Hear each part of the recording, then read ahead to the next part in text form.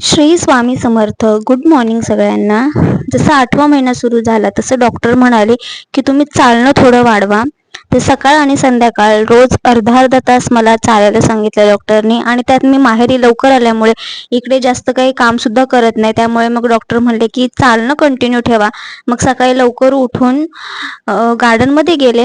तिथे जाऊन एक अर्धा तास वॉक केला. त्यानंतर घरी आले. घरी येऊन आंघोळ केली आणि बेसिक जे स्किन केअर असतं, फार काय लावत नाही मी, फक्त मॉइश्चरायझर आणि त्याचबरोबर सनस्क्रीन लावते. तर इथे मी निवियाचं मॉइश्चरायझर लावून घेतलं. त्यानंतर मग इथे सनस्क्रीन लावून घेतलं. आपण गृहिणी जरी घरात असलो तरी त्वचेची काळजी घेणं खूप जास्त गरजेचं असतं. बऱ्याचदा काय होतं, कामाच्या गडबडीमध्ये आपण स्वतःकडे लक्ष द्यायला विसरून जातो. त्यामुळे स्किन एकदम डल होऊन जाते आणि त्यात प्रेग्नन्सीमध्ये तर खूप जास्त डल होते स्किन. त्यात माझ्या टिकल्या संपल्या होत्या. म्हटलं आणि विसरून गेले. मग म्हटलं चला, आज टिकली नव्हती लावायला कपाळाला. मग म्हटलं चला आज आपण सिंदूर लावूया. तर मग मी इथे एक छोटासा डॉट दिला फक्त सिंदूरचा, पण तुम्ही बघू शकता इथे सिंदूर लावल्यावरती किती जास्त ग्लो आलेला आहे चेहऱ्यावरती.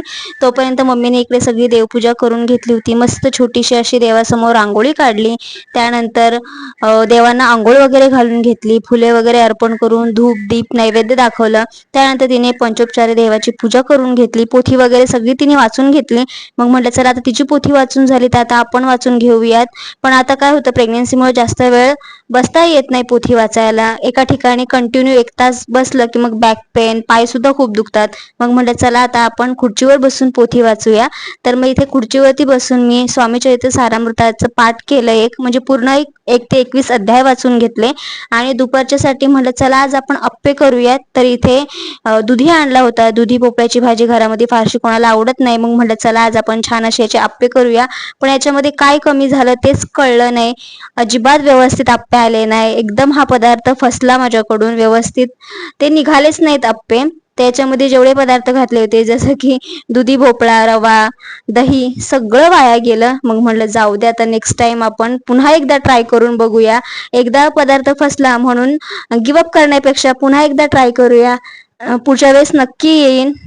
तर पुढच्या वेळेस सुद्धा मी नक्की ट्राय करून बघणार आहे. त्याचा सुद्धा व्हिडिओ तुमच्यासोबत नक्की शेअर करेन. तर मग तुम्ही बघू शकता इथे आप्पे पॅनमध्ये मी छान सगळीकडे व्यवस्थित तेल वगैरे लावून घेतलं. थोडेसे त्याच्यामध्ये तीळ घातले. त्यानंतर बॅटर घातलं. गॅसची फ्लेम मी मिडियमच ठेवली होती. पण काय कुणास ठाऊक काय कमी झालं ते व्यवस्थित निघालेच नाही. मग म्हटलं जाऊ दे आता.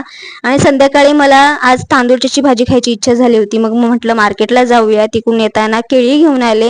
त्याचबरोबर इकडे कसला तरी कार्यक्रम चालू होता, तर त्याचा सुद्धा एक छोटासा शॉर्ट घेतला मी इथे.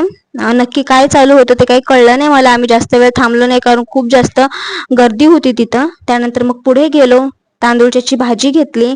आणि जीवन जगताना खूप जास्त संघर्ष वाटायला येतात.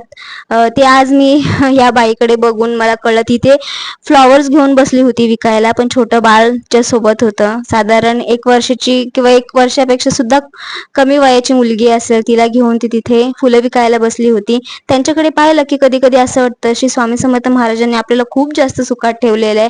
आपल्याला कधी कधी आपली दुःख जास्त मोठी वाटतात, पण आपल्यापेक्षा समोरच्या माणसाची दुःख खूप जास्त मोठी असतात.